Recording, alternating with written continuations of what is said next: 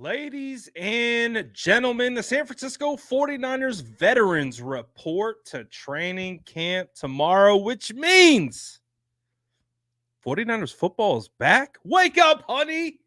It's time to go. The games, the off-season charades, they're done with.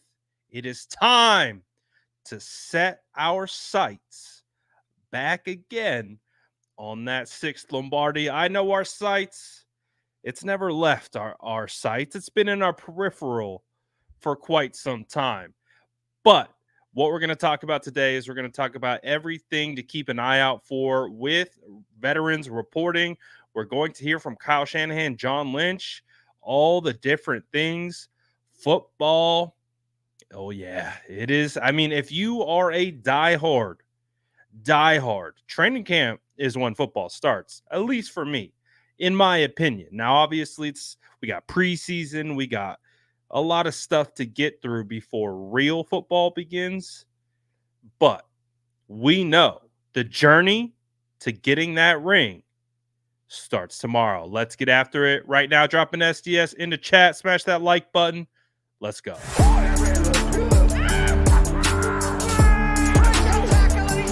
Smash that like button if you haven't already. Love to see it.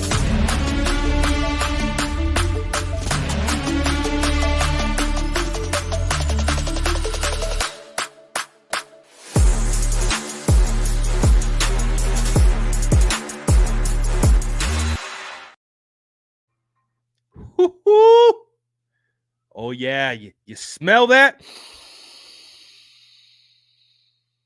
Smells like football, baby. Woo! San Francisco 49ers veterans report to training camp tomorrow.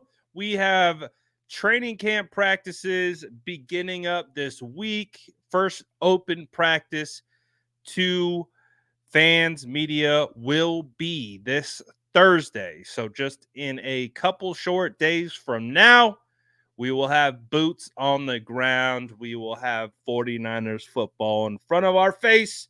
The smell of the freshly cut grass, looking at all the beautiful 49er fans showing up to support their team, regardless of the circumstances, regardless of the years of just feeling like the rug's been pulled out from under you. Doesn't matter. Because I know there are some of you that are going to rock with this team till they're put in the ground.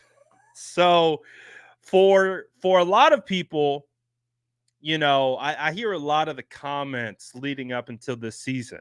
Well, it doesn't matter. They didn't win the Super Bowl. Well, nothing matters. We didn't win the Super Bowl. Nothing matters. Listen, if you are a true diehard 49er fan, it all matters, regardless of winning or losing the ultimate prize in this game. We understand this journey is a long one, and it starts in training camp, and it goes through preseason, and it goes through 17 regular season games, and then you've got a chance at 3 to 4 opportunities to get to the dance.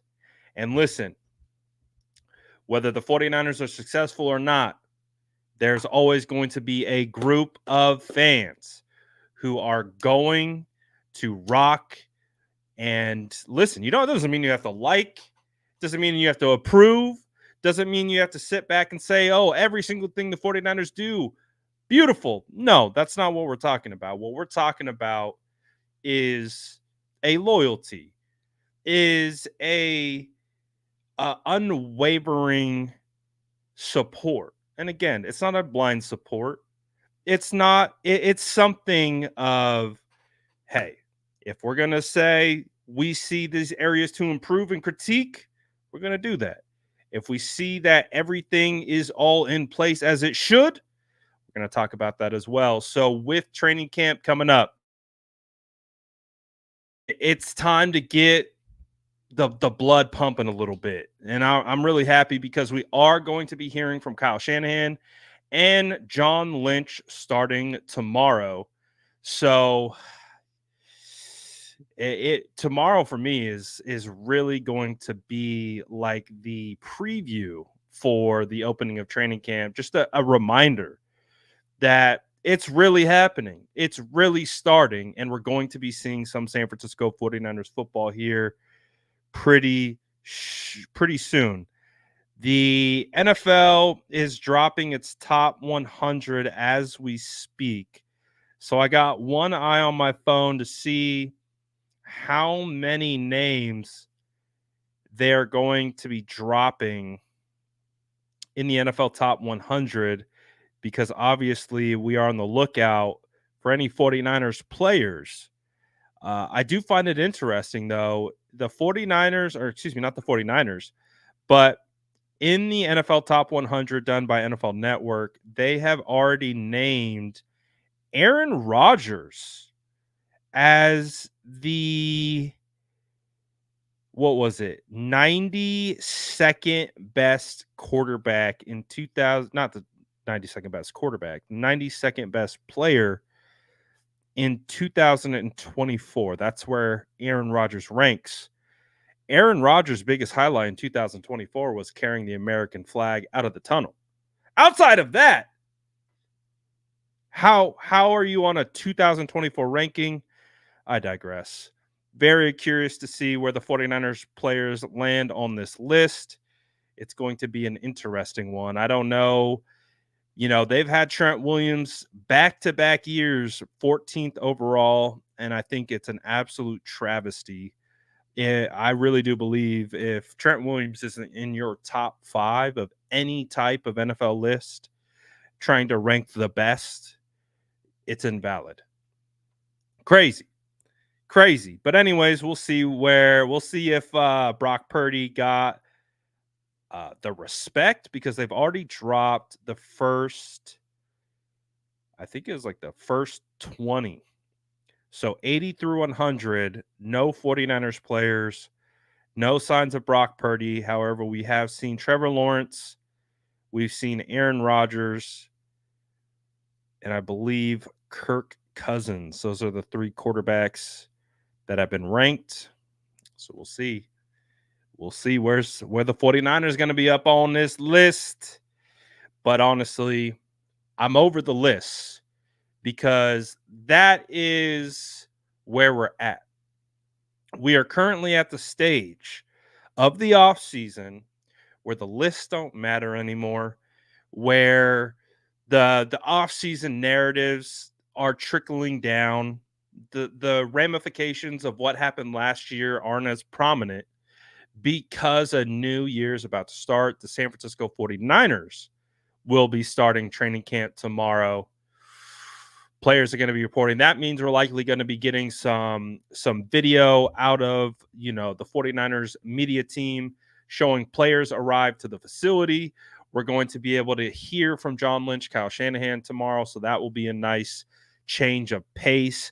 One of the things that we're talking about, what to look out for 49ers training camp tomorrow, is look out for a lot of Brandon Aiyuk questions. I would imagine we would be getting a lot of Brandon Aiyuk questions, considering we haven't heard from John Lynch and Kyle Shanahan since mandatory minicamp. So the first week in June was about the last time that we heard from Kyle Shanahan. In this sense, we're going to obviously hear from John Lynch, which is going to be an interesting element of that, because he will be able to speak directly to the situation that has been ongoing with Brandon Aiyuk. So last we heard, obviously the huge news last week, Brandon Aiyuk requests a trade. What's going to come of it? What is going to happen? Will Brandon Aiyuk show up to 49ers training camp? If I had to guess, and we've seen it reported, but we just had Adam Schefter go on to the Pat McAfee show, and he didn't report it. He said he believes that the most likely outcome is Brandon Aiyuk does not show up to 49ers training camp. So we don't officially know. That could be some of the news that we get out of tomorrow is that it's official that Brandon Ayuk is a holdout. Now, there is obviously another scenario that could happen. You could have Brandon Ayuk execute a hold in where he still shows up, attends meetings, does lifts, does workouts, doesn't practice, but still shows up and is a part of the team. Call that a hold in. Will he do that? I wouldn't be surprised if he did, but barring the recent situations with Brandon Ayuk, the trade request, I'm more inclined to believe that he will likely be a holdout.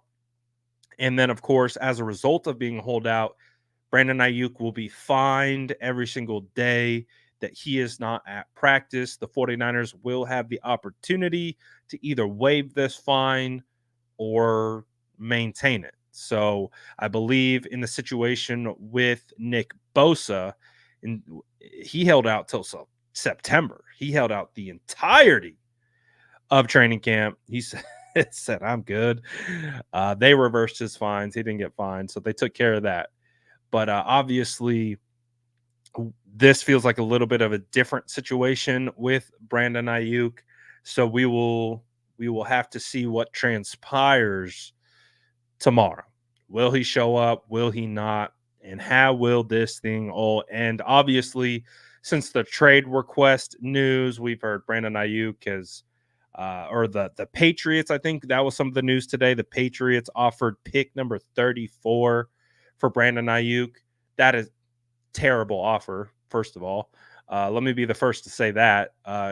Shout out to the 49ers for absolutely not even considering trading Brandon Ayuk for pick 34. That's like one of those dynasty trades that you get that you like it almost angers you a little bit. Like it shouldn't because I'm all for send the trade offers. Like sometimes it will start a conversation. Sometimes it will indicate like, oh, you're interested in this player or you're willing to trade that player. I'm not opposed to sending terrible trade requests because you never know what comes of it.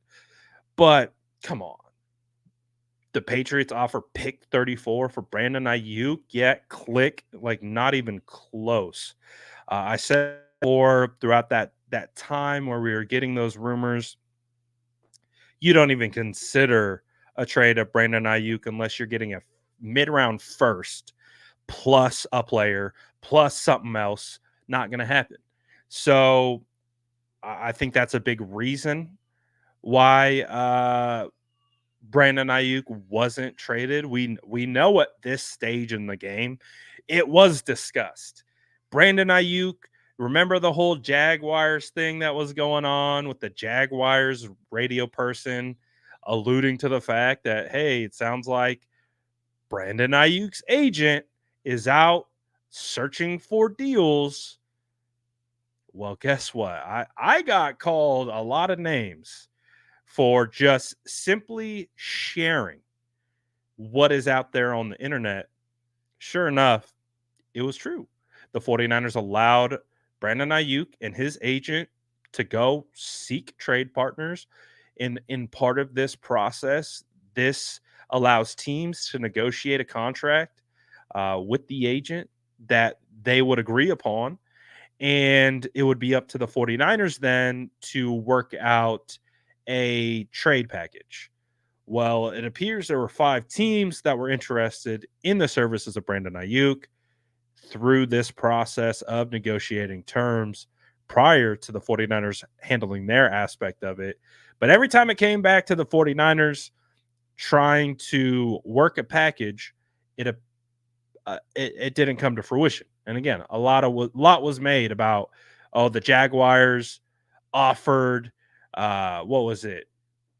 Pick 17 and Zay Jones for Brandon Ayuk. That was a fun one.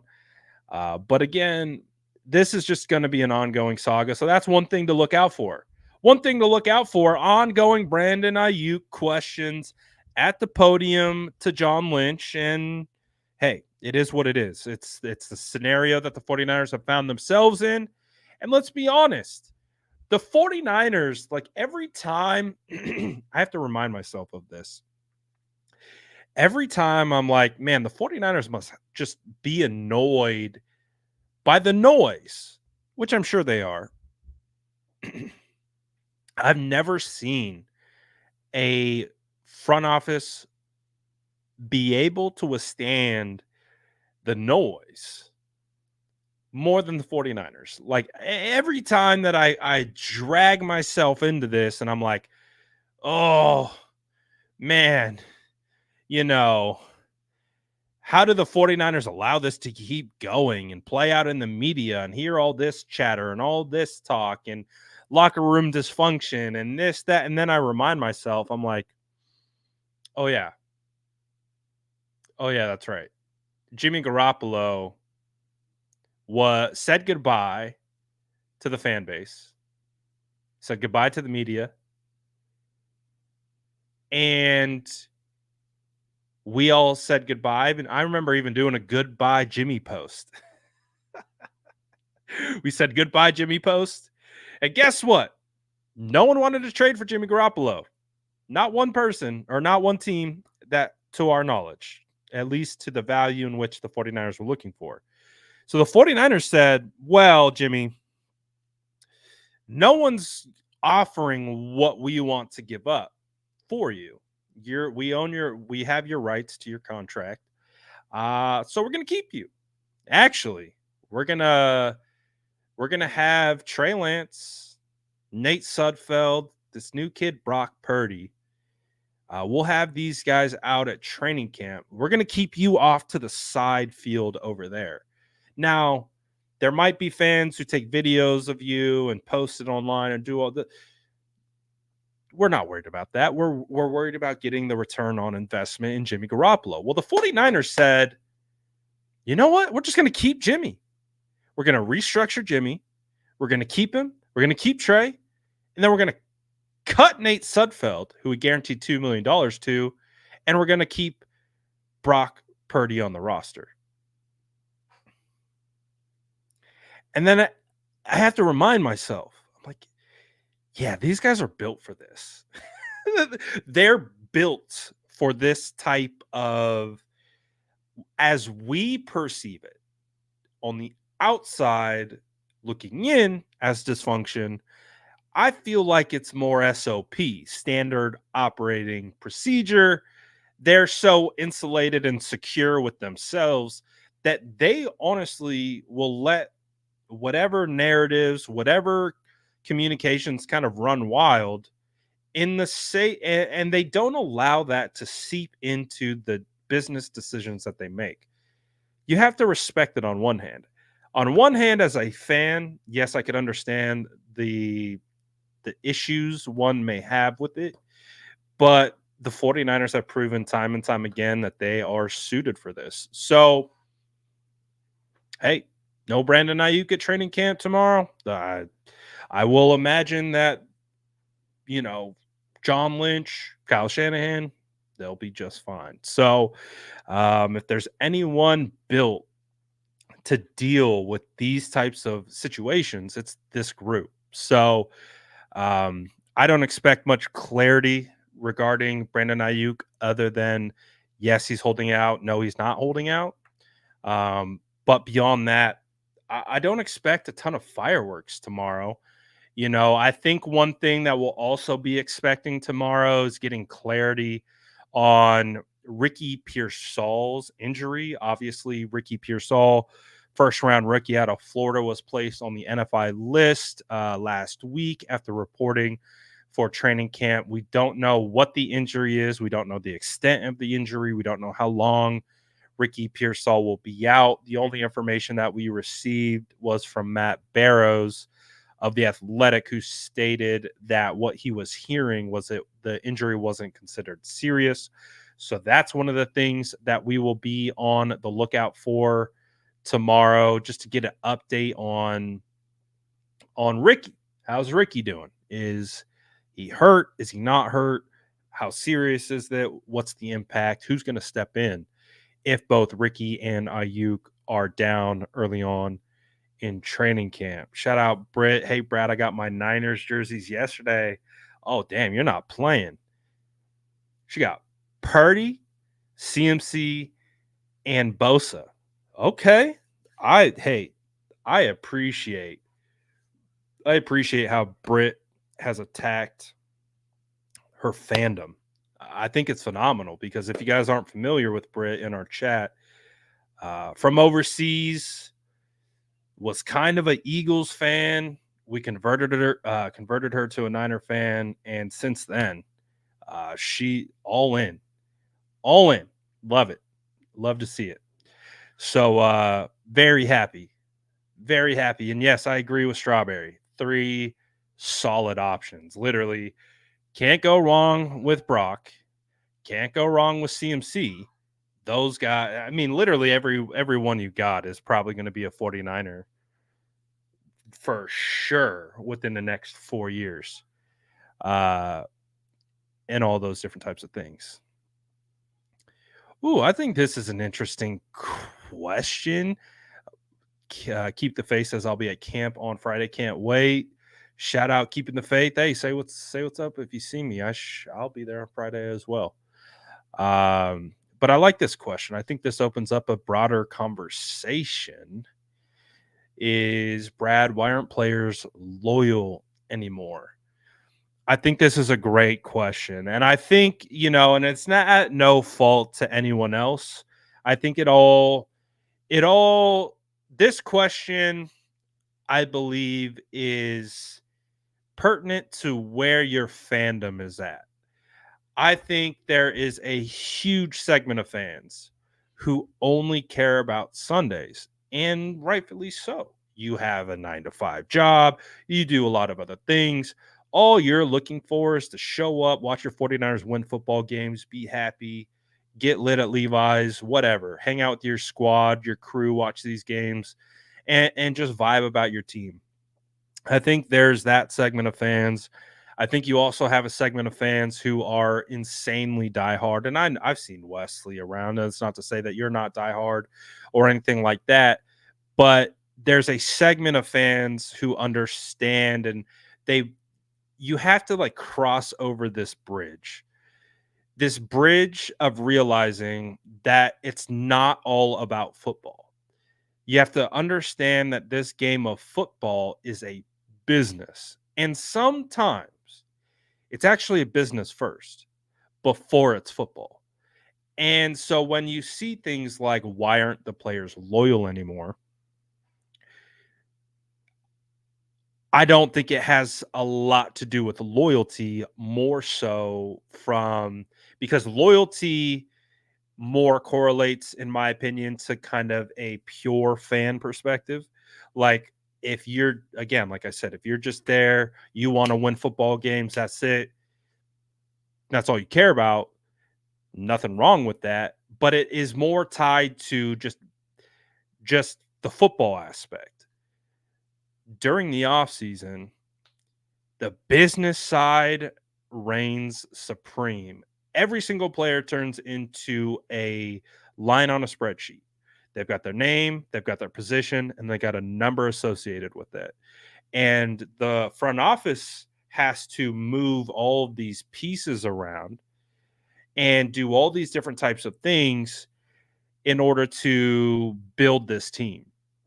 So it's more about business. And I think we can all understand that sometimes in business, that's what it is. The end all be all is the bottom line. And when you're talking bottom line, sometimes that doesn't correlate to how some fans correlate loyalty. That doesn't mean Brandon Aiyuk isn't loyal to being a 49er, or loyal to his team, or isn't going to show up and execute and do what he's supposed to do. That's not where I'm really looking at it. I'm more looking at it as this is a business decision. That's it. It's a business. It's all based on getting a life-changing contract. And if there's anything that we've seen, even from guys like Nick Bosa, George Kittle, it's not easy to obtain said life-changing contract. And so the NFL stands for not for long. So these players have a mindset, and every single player has this mindset that they got to get theirs. They have to get and take advantage of the opportunity, which is to earn as much as they can while they can. That is a thought process and a reality that doesn't coexist with pure fandom. Pure fandom will look at that, and you will look at a player trying to obtain a contract, which I think whether you agree or disagree, Brandon Aiyuk, what he's asking for is in with range of what he's worth, whether you agree or disagree. So trying to obtain that isn't about loyalty, it's about business. And so business can be cutthroat, business can be challenging, business can have all these different elements to it that doesn't align with fandom. So that's my very, very, very, very long-winded answer of saying this is a business. It's a multi-billion dollar business. I wouldn't even be surprised if they're bordering on trillion in regards to overall valuations and value of all these teams and players and all of it, all these deals, everything. Billions and billions and billions of dollars. And it's just changed. It's just changed where it's a lot different than I would say the glory days of what it was like, when you didn't have a cap, you didn't have cap. You didn't I don't even think you had free agency at one point. So, you know, and then you could spin that question just like Luke did and say, why aren't teams loyal to the players? It's a business. It's about money, baby. So, and I do think there is loyalty on both sides. I do, you know. I think both, if you're in a good spot and a good environment, yes, you want to go and get it with that team. But also there's other opportunities that are going to present itself. So I think it's a lot less about loyalty. I think we as fans romanticize sports at a much different level than the guys who are actually boots on the ground in the trenches, doing all these things. I think it's a different element, it's a different perspective, it's a different mindset.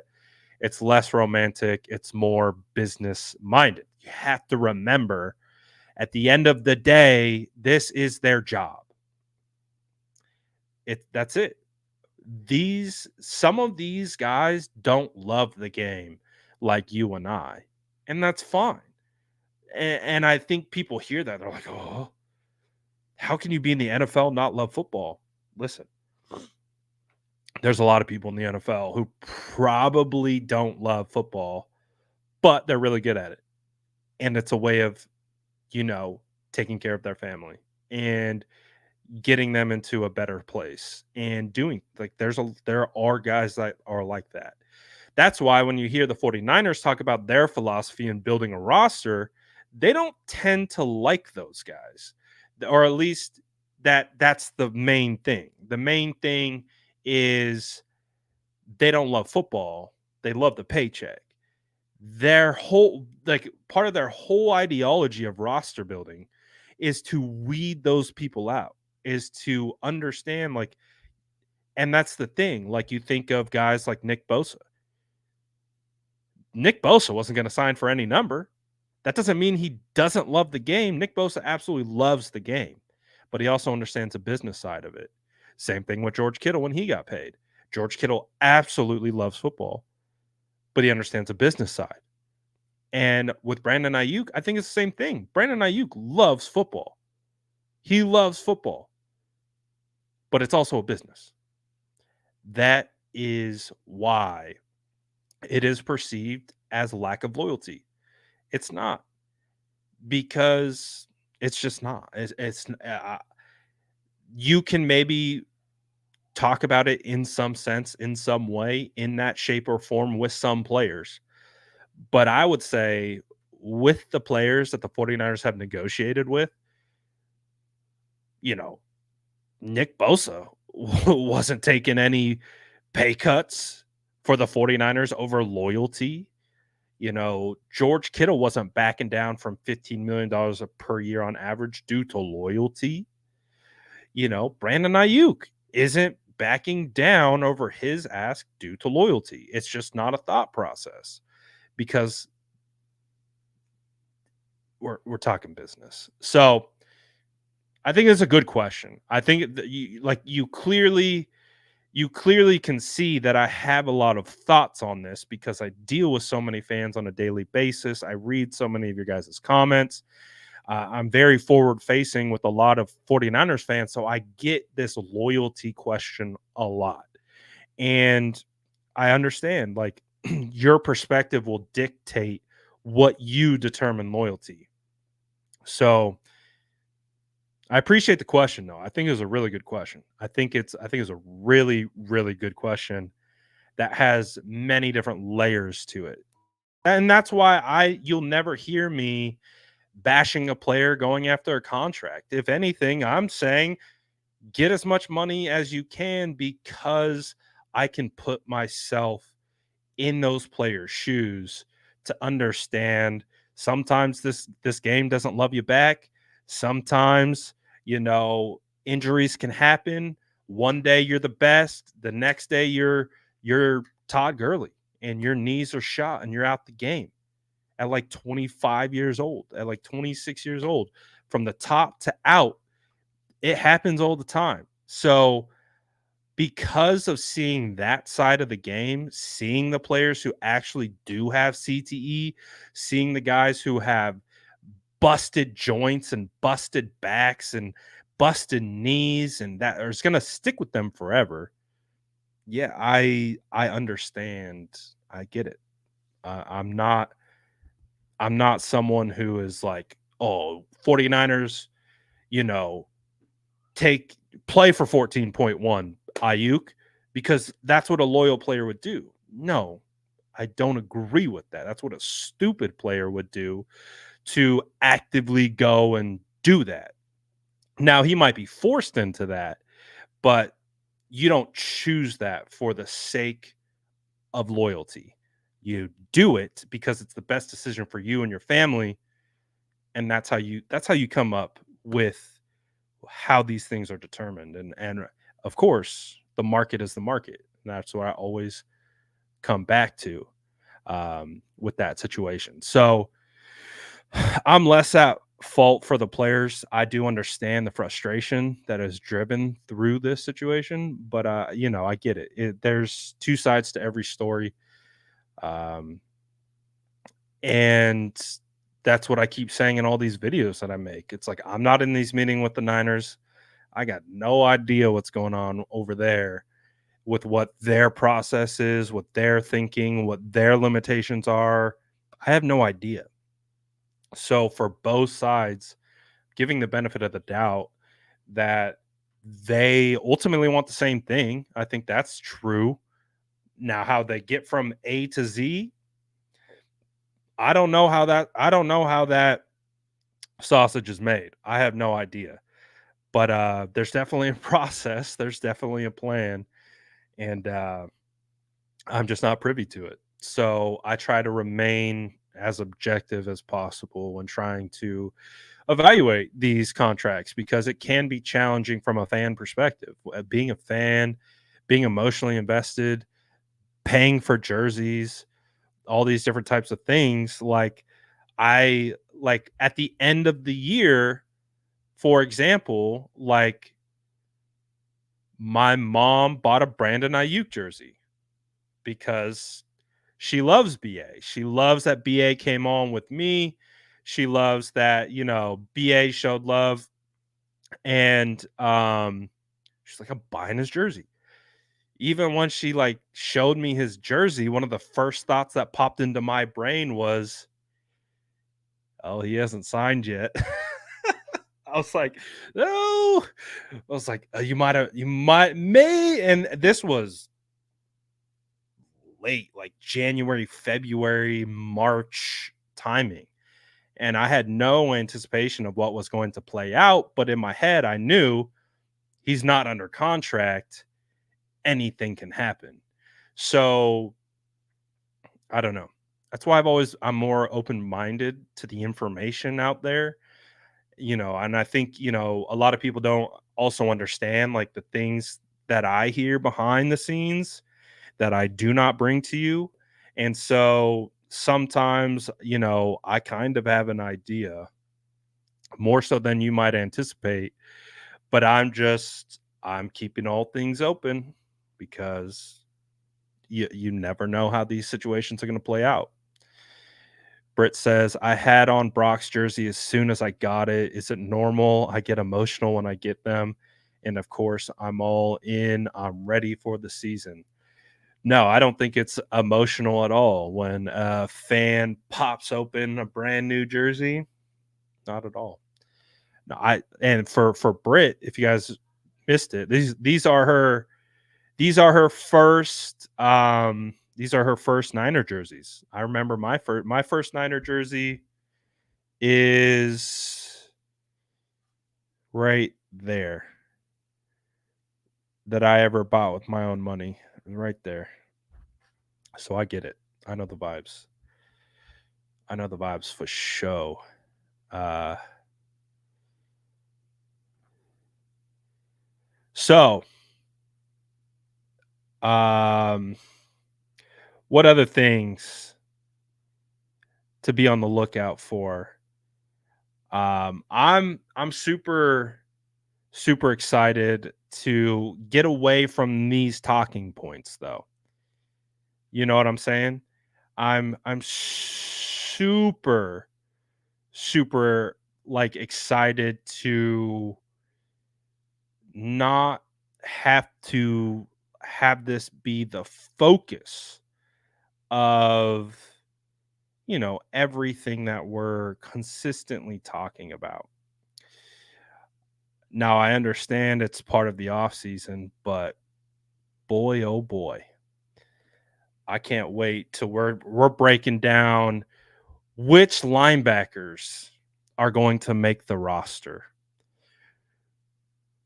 Which wide receivers are going to win that potential 6th spot if the 49ers are only keeping 6? Who's going to be the standout on the defensive line next to Javon Hargrave? Those are the things that we get to go to training camp and watch. And for me, the things that I look out for when I get to training camp and when we're watching practice, my favorite is, I talk about it all the time. That's where my eyes go, especially this year with not having to focus on quarterback. That's my favorite. I think my favorite part about this training camp is we don't have to talk about quarterback battles anymore. Now, in the sense of starters, right? Because I do believe that Brock is locked in. I think we all agree with that. But also, there might be a quarterback battle. It just might be at the back end. It just might be, Josh Dobbs versus Brandon Allen. Now, I think Brandon Allen should be the guy, or not. I think Joshua Dobbs is the guy at QB2. But hey, Brandon Allen, second year in the system. Could he be that guy? Could he edge out Joshua Dobbs, the pastronaut, for QB2? Now there's a battle. Or Mordecai. Mordecai could be the guy. Hey, I'm interested to see what he looks like, but I'm really excited to see Dominic Pooney. I'm really excited to see this interior offensive line. Whoever it's going to be, whether it's Banks, Brendel, Burford, whether it's Banks, Brendel, Feliciano, whether it's Banks, Feliciano, Pooney, I don't care. I'm just excited to see what the 49ers are cooking on that interior, because I know you guys have seen all the interior offensive linemen that they have brought in this season, and it does appear that the 49ers are willing to let a interior battle cook. And I'm curious to see what that looks like, because the 49ers have had some very interesting offensive line battles in the past, right? I think of Burford Brunskill. It was Burford. It was actually Brendel and Brunskill were competing for the starting center spot.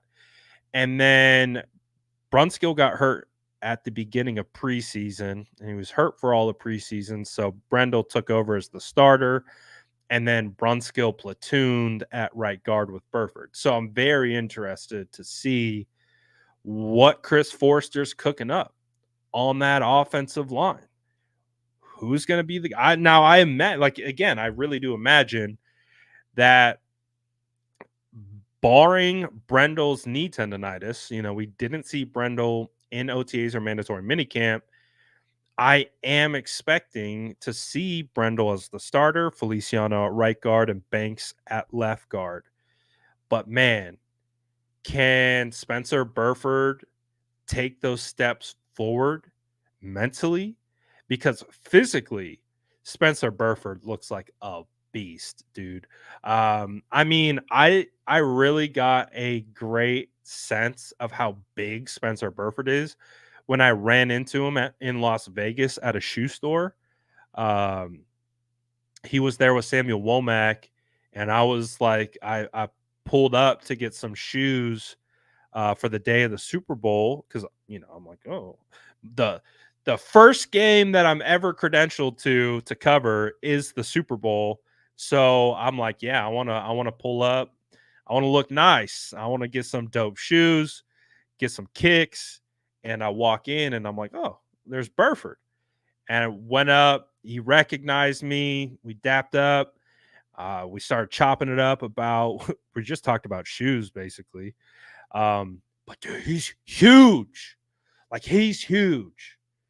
For scale, I am the size potential. I could be a starting offensive center in the NFL. That's how big I am. I match up with a lot of measurables with starting centers in this league. Um, he towered over me. Like, he was just a whole different size person. He's huge. He's jacked. I'm like, dude, you are built like a perfect interior offensive lineman. You're built like a perfect guard. So from that standpoint, Burford's got it. Like, he's got the physical attributes that you need to be successful in this league. If Burford can master this offense, master the intricacies of what is required him on each individual play. And again, it's very hard to play offensive line because you have 50 different variables and they all change within a matter of half a step. And every step you take, the variables change based on alignment, based on who's shooting your gap, based on stunts, based on a million different factors. You have to be so fluid, so quickly, so fast, and you have to be able to process in a ridiculous amount of time. It's not fair, but that's why it's the NFL. So if he can take that step forward, don't sleep on Burford. Like, really, don't sleep on Burford, because he has it from a physical standpoint. And if he can tie it together with that mental side of playing the game, bro could be legit. But again, that's why Feliciano was ultimately the one to win the job at the end of the year, is because he was always doing what he was supposed to do. He was always where he was supposed to be. He was always in position. And that is the biggest thing you got to do as an offensive lineman is you got to be in the right spot. Always. Every time. Consistency is key on the O line. So there's a lot of things that we could see on that offensive line. Like Burford can come out and surprise. Burford could say, you know what? Last year didn't end the way that I wanted it to. I can come back. I can improve. Burford's still young. Can guys like Ben Barch, Jarrett Kingston, Nugent, Bryson Mays, can any of these guys? Nick Sakel. I'm really curious to see what Nick Sakel does because I think we saw Nick Sakel in that Raiders preseason game where let's face it, the entire team didn't look great in that Raiders preseason game last year. And I think he tore his pec and we didn't see a whole lot from him after that.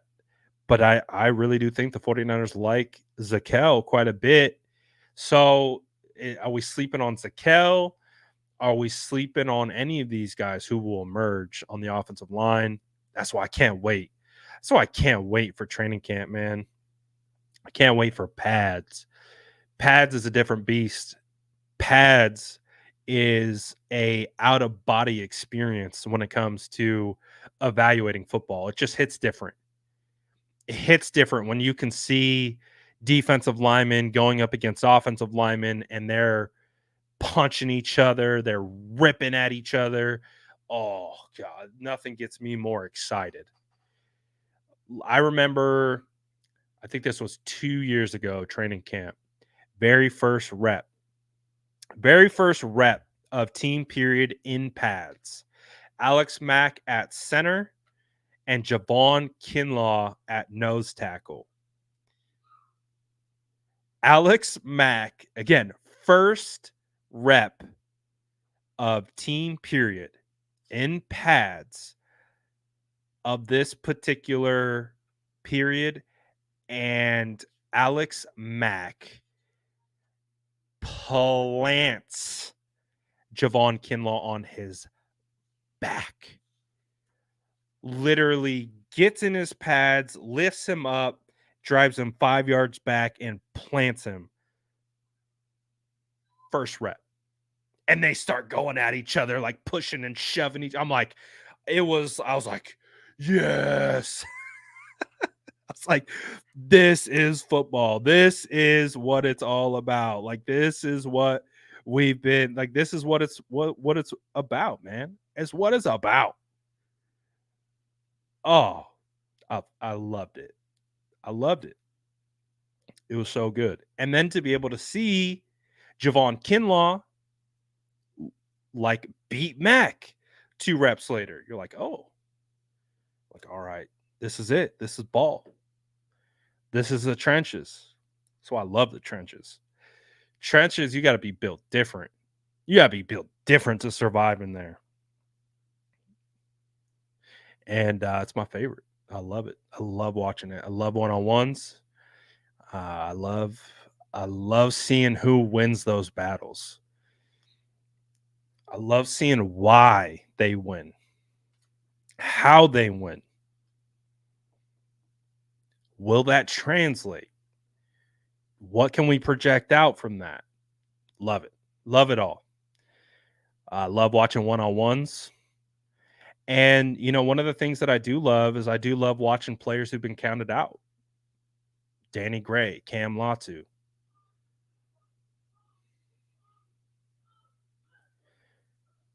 What are we going to get? The streets are saying it might be it for you guys. Ambry Thomas, Drake Jackson. I love seeing how those guys respond. That's what I love. I love watching who can rise through adversity. Burford, we just talked about Burford. Who can rise? Listen, you can have a bad practice, you can have a bad training camp, you could have a bad year. That happens. That doesn't mean that's who you are.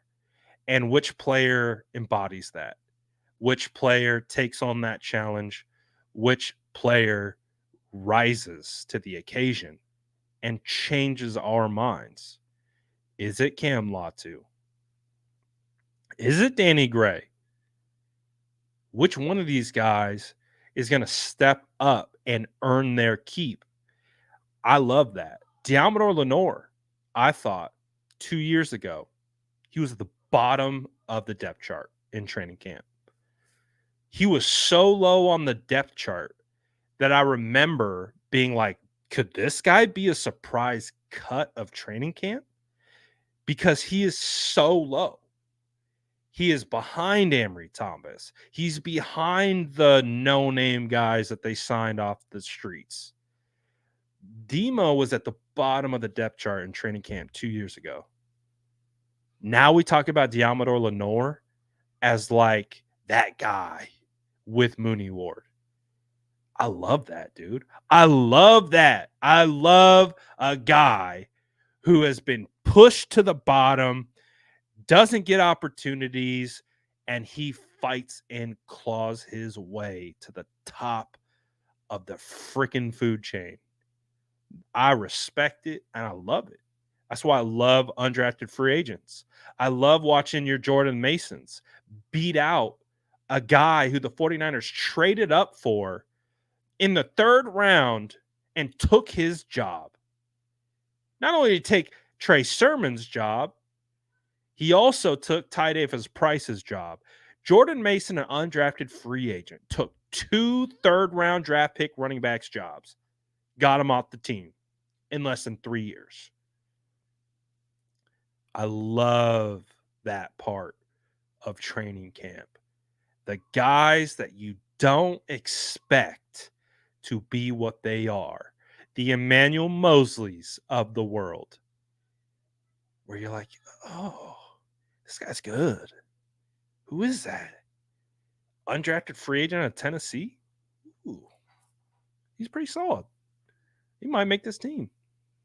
Oh, week 4, E-Man's a starter. So that's why I love this time. This time gives you the opportunity to understand, one, all 90 men on this roster. You're going to get a lot of guys pushed to the practice squad, but you never know when those practice squad guys are going to have to show up. One of the guys who made the biggest plays in the biggest moment last year against the Green Bay Packers was Chris Conley. Practice squad for half the season. Journeyman vet. You just never know. You never know who is going to emerge. And I learned that with Brock the hard way. And I'll never forget it. And it was probably my biggest lesson learned from covering training camp these last couple years, because I liked Brock Purdy throughout the pre-draft process. We talked about him on the channel. My whole path to getting to Brock was scouting his tight end. When I put on the tape, I saw Brock. I was like, oh, this guy's kind of good. This looks like a Kyle Shanahan guy. So I started plopping him in my Mr. Irrelevant spots and all my mocks after that. Now, I liked him for Mr. Irrelevant. I liked him for being a practice squad quarterback.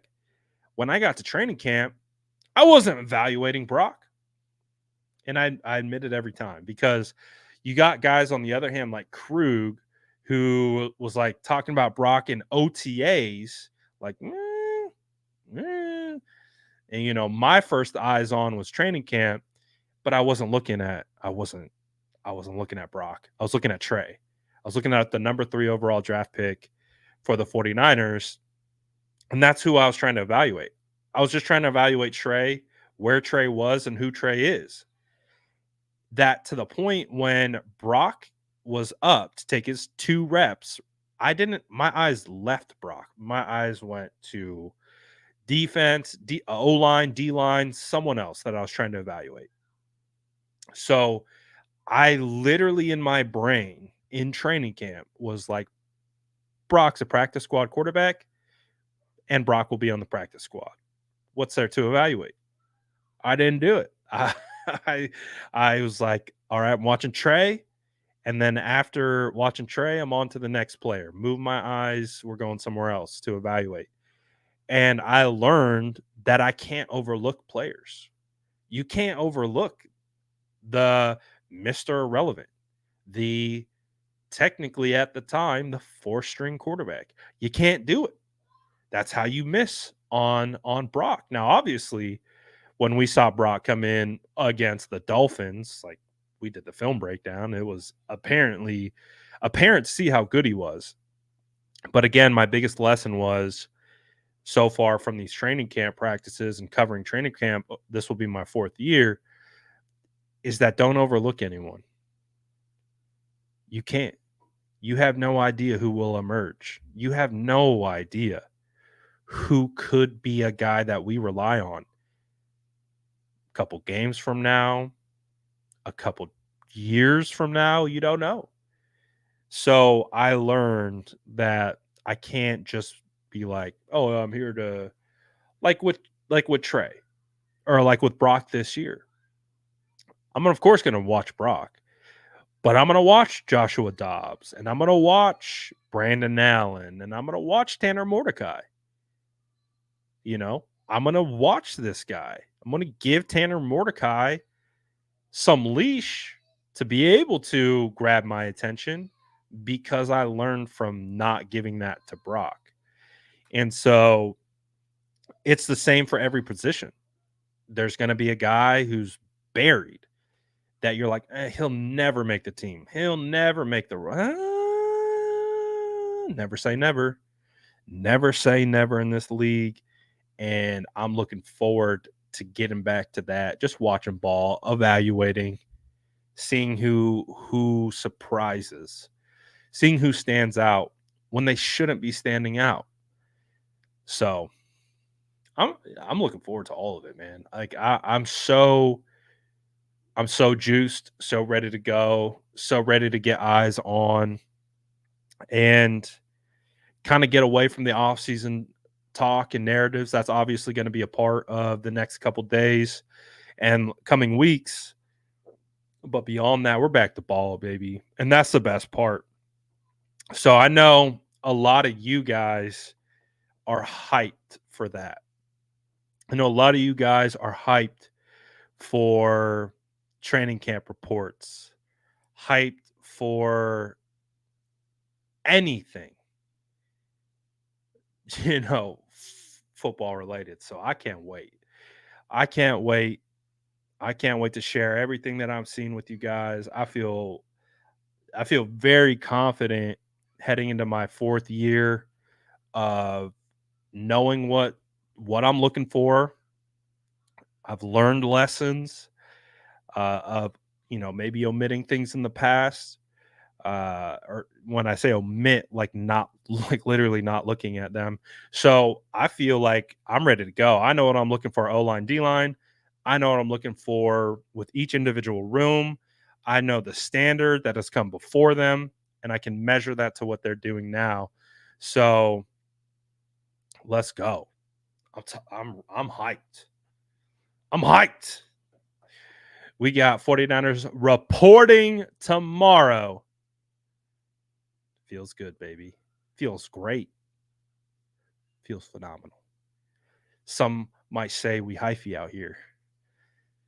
I would have to agree. He knows. I was waiting for it. I was waiting for if he picked up on the voice, tone, timing change. He did it. He's on point. Peter knows every time when I'm about to wrap up before I even know I'm about to wrap up. That's how good he is. But appreciate all you guys. The coverage is going to be we're turning up tomorrow. We got press conferences. We got players arriving. I imagine we will get some footage from the 49ers. I imagine we'll get some good content and all that good stuff. tomorrow. So super, super hyped for it. Grab your cookies on the way out. Appreciate everyone for tapping in. Post notifications on per usual, because we are finally getting forward to the best part. Training camp coverage. Let's go. Excited to have all you guys on here vibing with us. It's a new year. It's a new dawn. And I can't wait to go through my 4th training camp with you guys. So looking forward to it. And let's get it, baby. 49ers football is back. Hey, you guys know me. My season starts when training camp starts. So we're all gas, no brakes, all the way through to the 49ers holding up that Lombardi in February. Let's go. I'm out of here for now. Peace.